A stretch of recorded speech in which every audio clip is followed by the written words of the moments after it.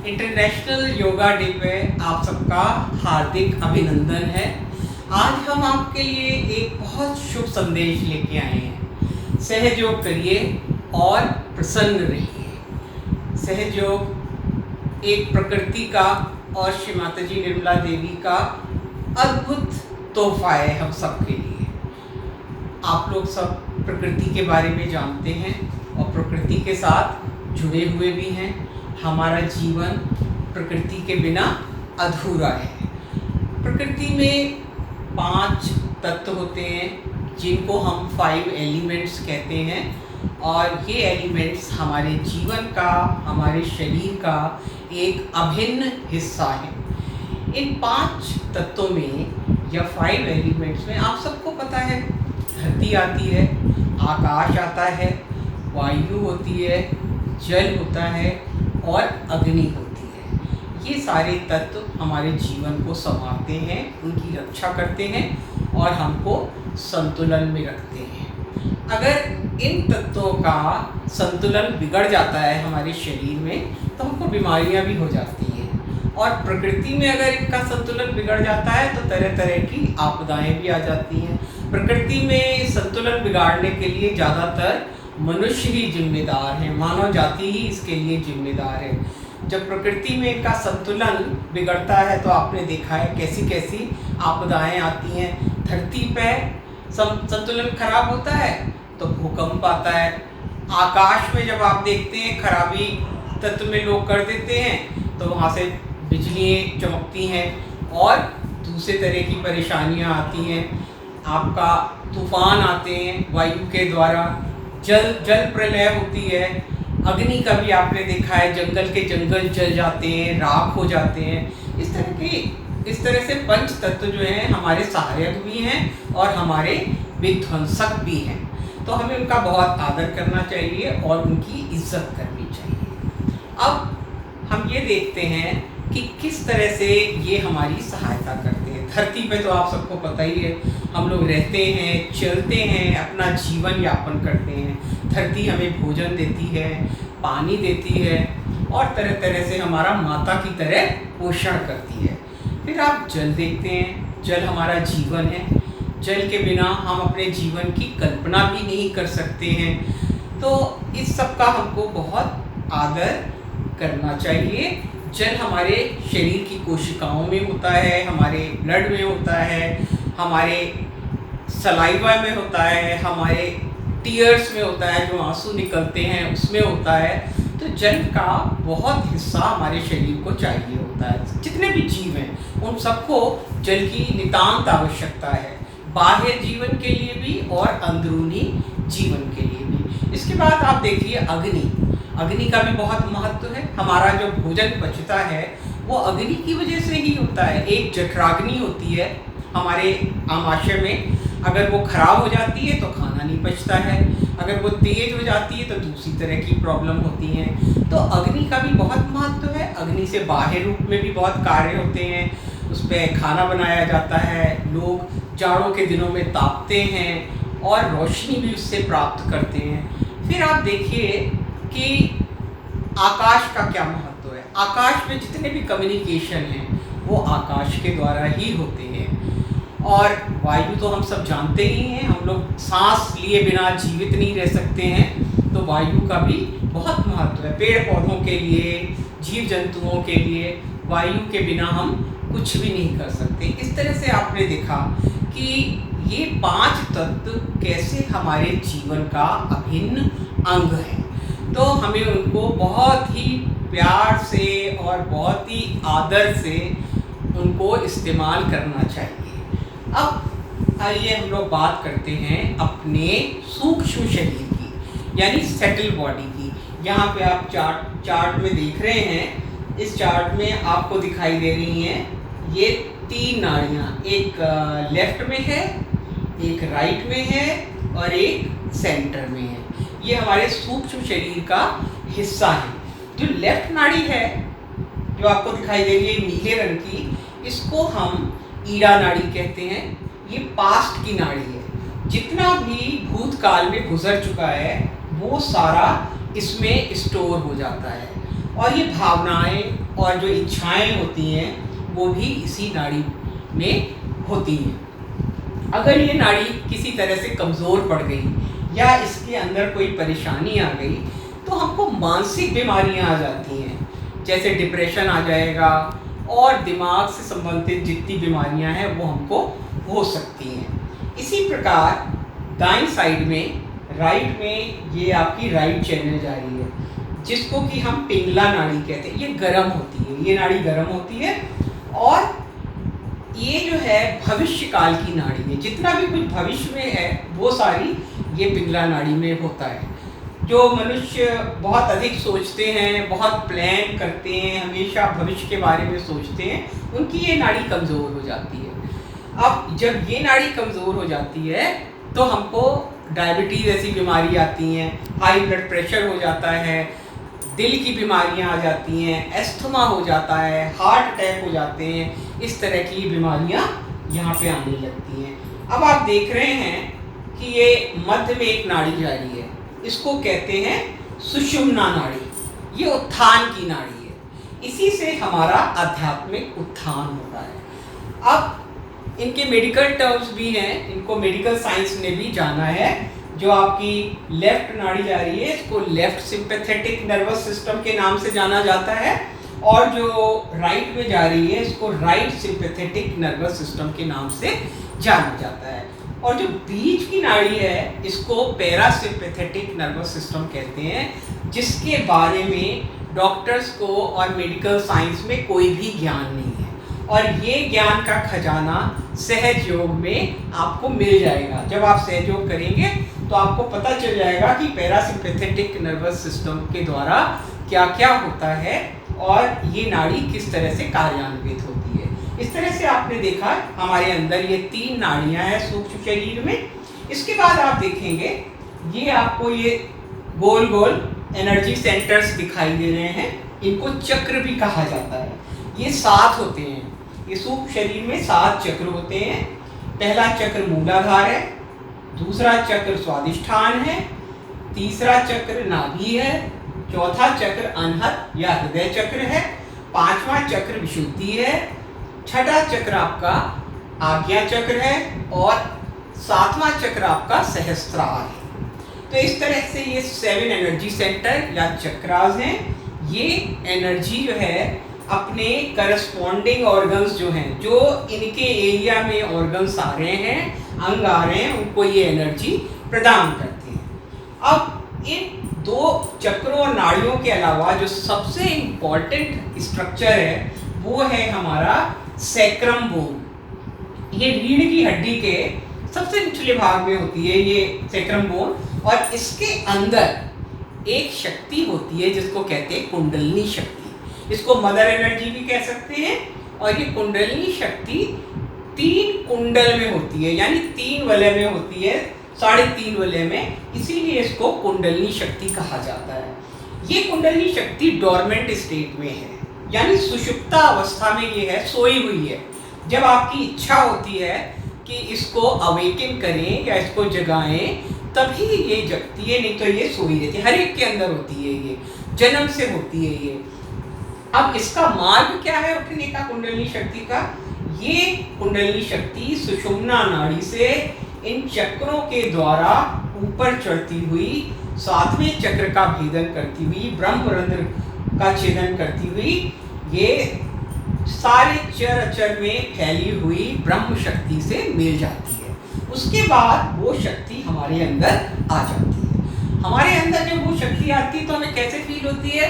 हमारे हाथों से ठंडी या गर्म हवा आती है, हमारे तालू भाग से भी ठंडी या गर्म हवा आती है। इसका मतलब कि हमारा आत्म साक्षात्कार हो गया और हमने अपने आप को जान लिया, हमारा कनेक्शन परमात्मा की शक्ति से हो गया। और ये हमारा सेटल सिस्टम है, यानी सूक्ष्म शरीर है। सूक्ष्म शरीर भी हमारा 5 तत्वों के द्वारा बना हुआ है और यही 5 तत्व इसकी सफाई भी करते हैं। सबसे अच्छी बात यह है कि हमें कुछ सफाई करने के लिए सूक्ष्म शरीर की ना कोई दवा खानी है, ना कोई हमें मलहम लगाना है, ना और किसी तरह का हमें कुछ करना है। सिर्फ ये 5 तत्व इसकी सफाई कर देते हैं। जैसे आपको बताएं, एक क्रिया होती है, उसको हम कहते हैं जल क्रिया। जल क्रिया या फूड सोकिंग, पानी लिया जाता है, कैंडल जला दी हमने, उसमें आकाश है, वायु है, थोड़ा नमक डालते हैं पानी में जो धरती को रिप्रेजेंट करता है। तो इस तरह से आप देखोगे पांचों तत्व आ गए, और हम जब उसमें पैर डाल के बैठते हैं 5 मिनट 10 मिनट, तो हमारा सूक्ष्म शरीर के सारी निगेटिविटीज या सारी प्रॉब्लम्स उस पानी में आ जाती हैं, और हमारे चक्र और नाड़ियाँ स्वच्छ हो जाते हैं। तो इस तरह से ये 5 तत्व हमारे सूक्ष्म शरीर की सफाई भी करते हैं। अब ये सूक्ष्म शरीर को जानने के बाद हम लोग आते हैं कि सहज योग क्या है, सहज योग प्राप्त करना क्यों जरूरी है। सहज योग हमारे साथ ही जन्मा हुआ है। जब हम पैदा होते हैं तो कुंडली शक्ति भी हमारे अंदर ही होती है, त्रिकोणाकार अस्थि में, और जब ये कुंडली शक्ति उठती हैं और ब्रह्मरंध्र का छेदन करके परमात्मा की शक्ति से एक हो जाती हैं और वो शक्ति हमारे अंदर आती है, तो वो सहज योग कहलाता है। बहुत ही सिंपल है ये, इसके बारे में सारे स्क्रिप्चर्स में लिखा हुआ है। इसको आदि गुरु शंकराचार्य ने इसको बताया है सलीलम सलीलम चैतन्य। बाइबल में इसका जिक्र किया हुआ है cool bridge of the Holi ghost, and Quran में इसके बारे में बताया गया है रूह। सब लोगों ने इसका जिक्र किया हुआ है, पर कोई मानव जाति को ये नहीं समझा पाया कि इसका उपयोग कैसे करें। सबने ये जाना, हर एक साधु संत ने ये कहा कि भाई देखो, परमात्मा तुम्हारे अंदर है, तुम्हारे दिल में है, पर कोई भी हमको ये नहीं बता पाया कि हम उसको पाएं कैसे। ये काम श्री माता जी निर्मला देवी जी ने किया। उन्होंने सहज योग के द्वारा आत्म साक्षात्कार दिया और परमात्मा की शक्ति से जोड़ दिया। अब थोड़ा सा हम लोग जानेंगे कि श्री माता जी निर्मला देवी के बारे में। श्री माता जी निर्मला देवी जी सहज योग की संस्थापिका हैं। उन्होंने सहज योग बताया है मानव जाति को बहुत ही सिंपल फॉर्म में, जो आज तक कोई भी नहीं बता पाया था। साधु संत बहुत हुए थे, अपने अपने टाइम में आए, उन्होंने तपस्या करी, किसी किसी को आत्म साक्षात्कार मिला भी। आत्म साक्षात्कार उन्हें मिल जाता था, पर वो किसी को दे नहीं पाते थे, अपना ही वो आनंद में रहते थे। ज़्यादा से ज़्यादा कुछ दोहे गा लिए, कुछ छंद गा लिए, कुछ गीत लिख लिए, पर वो किसी को बता नहीं पाते थे। पर श्री माता जी निर्मला देवी ने ये ज्ञान और ये कनेक्शन हर एक के लिए मुहैया करा दिया है। जो इसको चाहेगा वो इसको पाएगा। श्री माता जी का जन्म स्वतंत्रता सेनानियों के परिवार में हुआ था, और वो बहुत ही छोटी सी उम्र में गांधी जी के आश्रम में गई थी और उनके साथ रहती थी। गांधी जी उनसे सलाह लेते थे और उनसे बहुत सारी जानकारियाँ लिया करते थे। भजन भी माता जी के सामने गांधी जी लिखा करते थे। तो इस तरह से माता जी का बचपन बीता, और जब श्री माता जी बड़ी हुई तो वो लाहौर के मेडिकल कॉलेज में गई। वहाँ पे उन्होंने डॉक्टरी की परीक्षा भी पास करी और मेडिकल साइंस में वो एक्सपर्ट हो गई। वो उन्होंने इसलिए किया कि वो इंसान को फिर अच्छी तरह से बता पाएँ कि सहज योग जो है वो किस तरह से शरीर से जुड़ा हुआ है। तो श्री माता जी ने हम लोगों को बहुत ही अद्भुत खजाना दिया हुआ है, जिसका कि हमको उपयोग करना चाहिए, और हमारे स्वास्थ्य के लिए तो ये बहुत ही अच्छा है। आप करिए सहज योग, 5, 7, 10 मिनट रोज निकालना कोई मुश्किल काम नहीं है। आप स्वस्थ रहेंगे, आप खुश रहेंगे। तो चलिए हम लोग जो है आत्म साक्षात्कार की क्रिया करते हैं। श्री माता जी कराएंगी आत्म साक्षात्कार की क्रिया। आप लोग दोनों हाथ खोल लीजिएगा और बहुत खुशी से आप बैठिए। जो जो दिशा निर्देश श्री माता जी देंगी उनका पालन करिए और आत्म साक्षात्कार को प्राप्त करिए।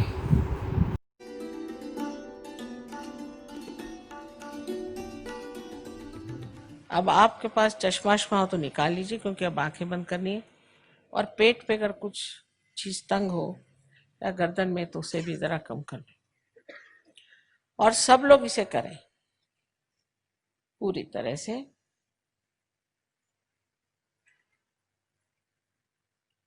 फिर से मैं कहूंगी कि प्रसन्न चित्त हो जाए।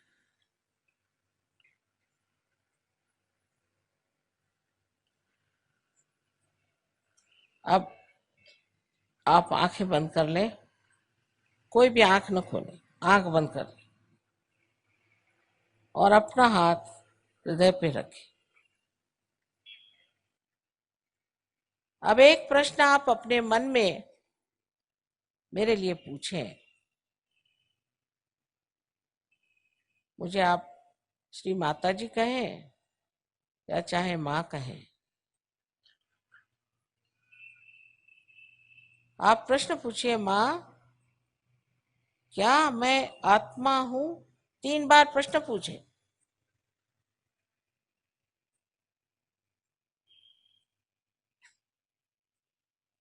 ये बड़ा मूलभूत प्रश्न है।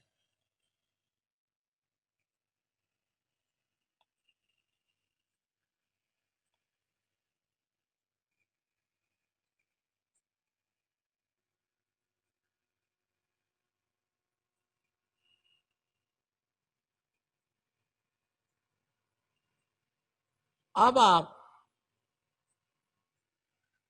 ये जान लीजिए कि अगर आप आत्मा हो गए तो आप अपने गुरु भी हो जाते हैं, क्योंकि आत्मा के प्रकाश में आप अपने ही गुरु हो जाते हैं। इसलिए आप कृपया अपना राइट हैंड पेट के ऊपरी हिस्से में रखें, लेफ्ट हैंड साइड पर उंगलियों से दबा लें इस गुरु तत्व को। अब यहां दूसरा प्रश्न मुझसे करें, माँ क्या मैं स्वयं का गुरु हूं? माँ क्या मैं अपना ही गुरु हूं? क्या मैं अपना ही मास्टर हूं? ये सवाल आप मुझसे 3 बार पूछिए अपने मन में।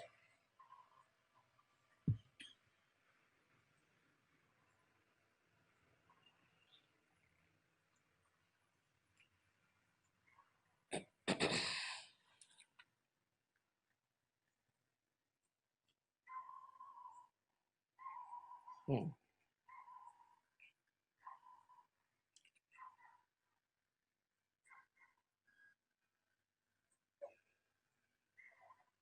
अब आप अपना राइट हैंड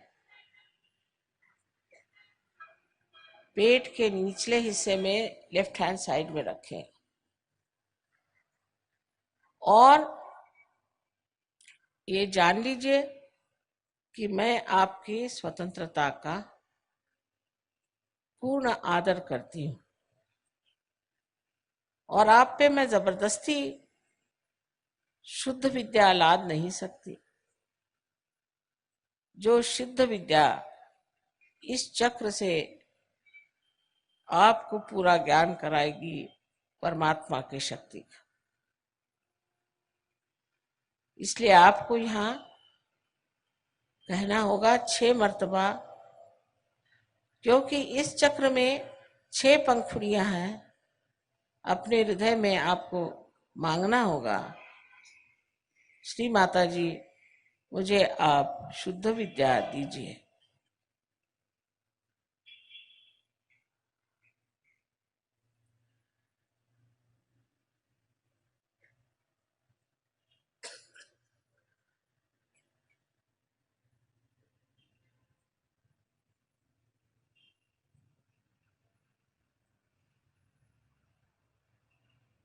अब आप अपना हाथ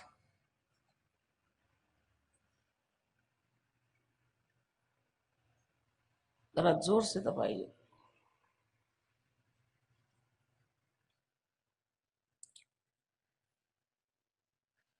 जैसे ही आप शुद्ध विद्या मांगते हैं वैसे ही कुंडलिनी का जागरण शुरू हो गया। लेकिन उसके लिए ऊपर के जो चक्र हैं उन्हें हमें खोल देना होगा। आप अपना राइट हैंड आप उठा करके पेट के ऊपरी हिस्से में लेफ्ट साइड में रखें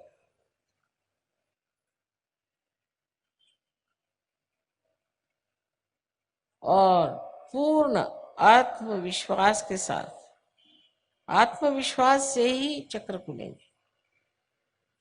पूर्ण आत्मविश्वास के साथ आप कहें, श्री माता जी मैं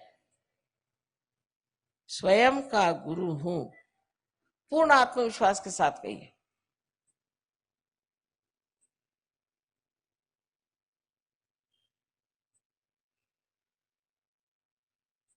10 मरतबा, 10 बार कहिए, 10 times।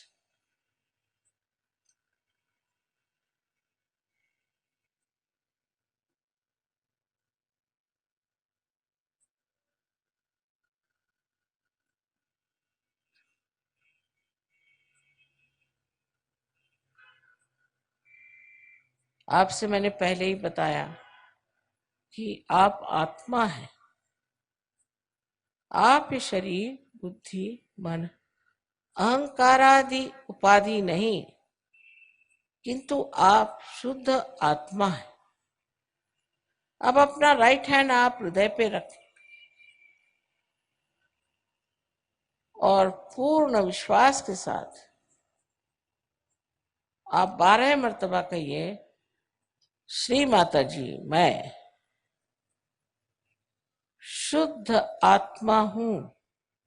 श्री माता जी मैं शुद्ध आत्मा हूं।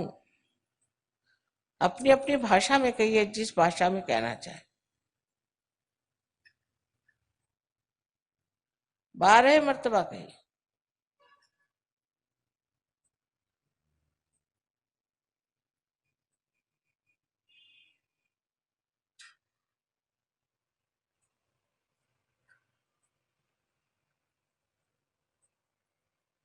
अब एक बात फिर से कहूंगी कि आप दोषी नहीं हैं, आप पापी नहीं हैं। आप अपने को न्यूनता में न उतारें। आप मानव हैं और गौरवशाली हैं।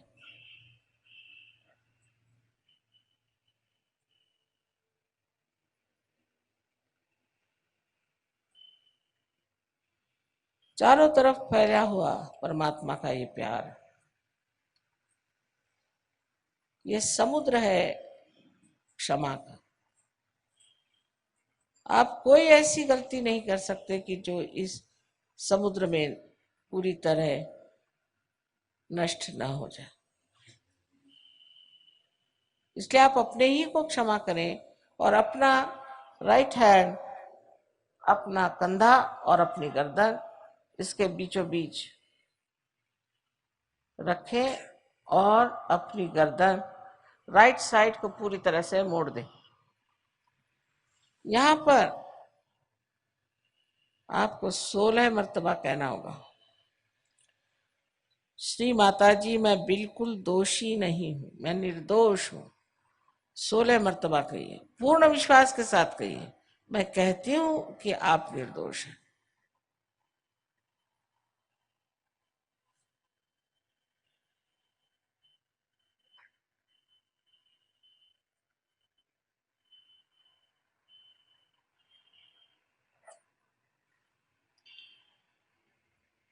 फिर से यही कहना है कि आप किसी को क्षमा करें या न करें, आप कुछ नहीं करते, पर अगर आप क्षमा नहीं करते हैं तो आप गलत हाथों में खेलते हैं।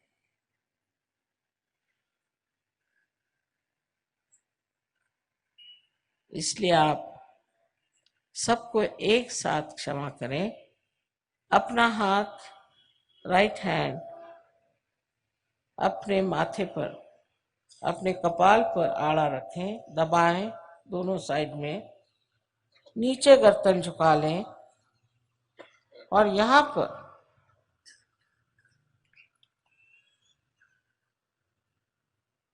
पूर्ण आत्मविश्वास से कहें, श्री माता जी मैंने सबको एक साथ क्षमा कर दी।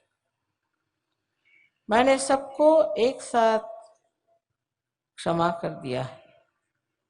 कितने बार कहने की बात नहीं, हृदय से कहना होगा, माँ मैंने सबको एक साथ क्षमा कर दिया।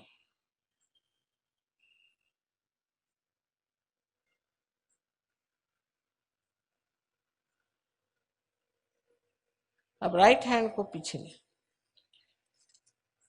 और अपने सर पीछे की ओर झुका ले। इस जगह अपने समाधान के लिए अपनी गलतियां न गिनते हुए, अपने को दोषी न ठहराते हुए, अपने ही समाधान के लिए आपको कहना होगा हृदय के साथ, हे परम चैतन्य, हमारे हाथ से अगर कोई गलती हुई हो, जाने अनजाने, तो कृपया माफ कर दीजिए। ये भी हृदय से कहें, कितने बार कहने की बात नहीं।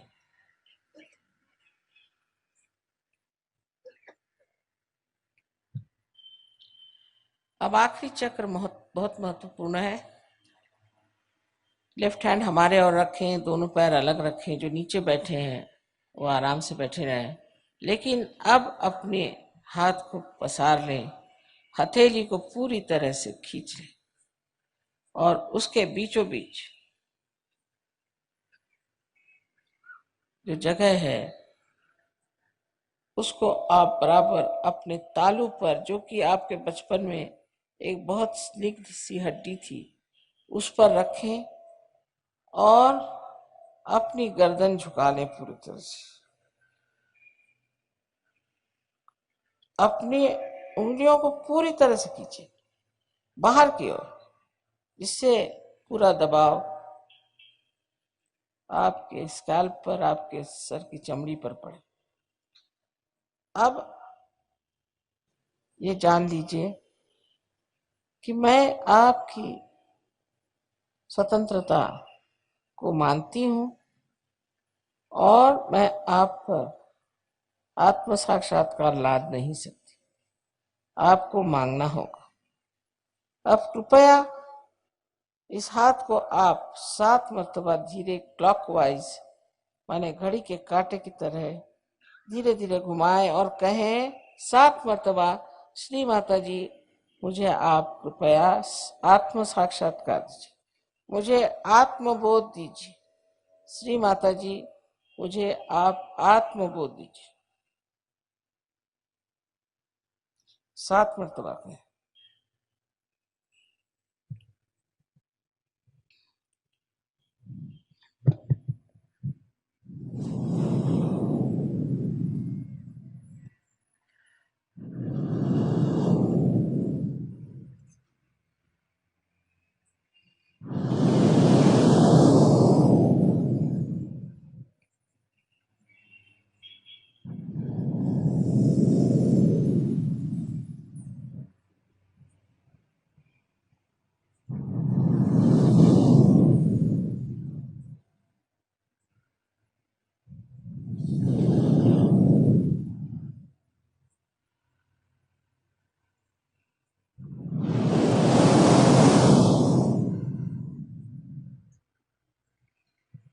अब धीरे धीरे अपनी आंखें खोलें।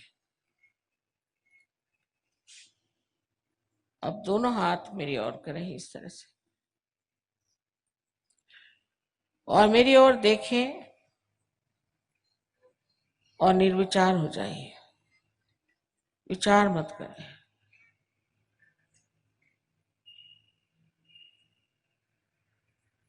अब राइट हैंड थोड़ा आगे करके अपना सर झुका के देखें कि आपके तालू में से ठंडी या गरम गरम कुछ हवा आ रही है क्या।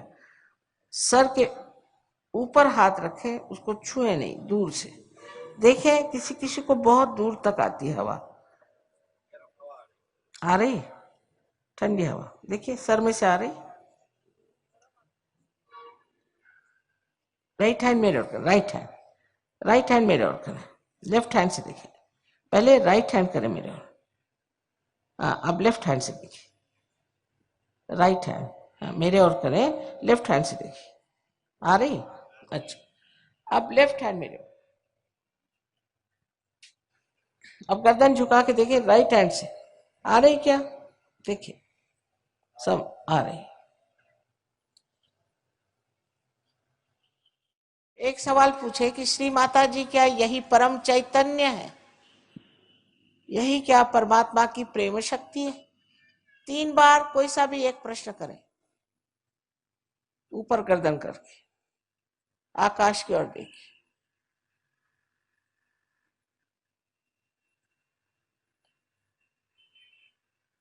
नीचे ले लीजिए हाथ, ऐसे रखें हाथ। आशा है आपने आत्म साक्षात्कार का लाभ उठाया होगा। अब आप इस आत्म साक्षात्कार में स्थापित होइए। 10 मिनट 5 मिनट अपने दिन में से निकालना कोई मुश्किल काम नहीं है। आप इतना समय दीजिए, आपका स्वास्थ्य अच्छा रहेगा, आप प्रसन्न रहेंगे और आपकी क्वालिटी ऑफ लाइफ इम्प्रूव हो जाएगी। इसलिए आप सहयोग जरूर करिए। आपका दिन और आपका जीवन मंगलमय हो, यही हम सब शुभकामना करते हैं।